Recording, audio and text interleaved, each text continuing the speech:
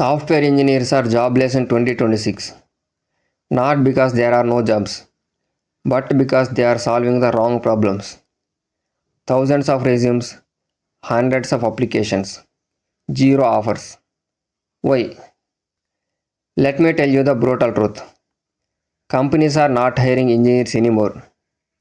They are hiring problem solvers, system thinkers, business impact creators. But most engineers, they are still stuck in tutorials, certificates, and copy paste projects. Again, why? Problem number one, you learn the tools but not thinking. You know Docker but can't fix a crashing container. You know Kubernetes but can't debug a pod failure. You know AWS but can't design a scalable system. Problem number two, you build projects but not real systems. To do apps, clone projects, YouTube replicas. These don't impress companies anymore. They want engineers who can handle failure, like downtime, scaling issue, security problems, real pressure. Problem number three, you prepare for interviews instead of preparing for job. In 2026, AI is writing code. Automation is replacing repetitive work.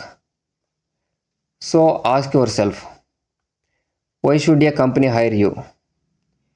If AI can write code faster, if cloud platforms automate deployments, then your value is not coding. Your value is decision making. Like, can you design? Can you troubleshoot? Can you handle production failure at 2 a.m.? That's what companies pay for. Here's where most engineers fail in interview. They consume content but never create experience. They watch tutorials for 6 months but never deploy one real project on production.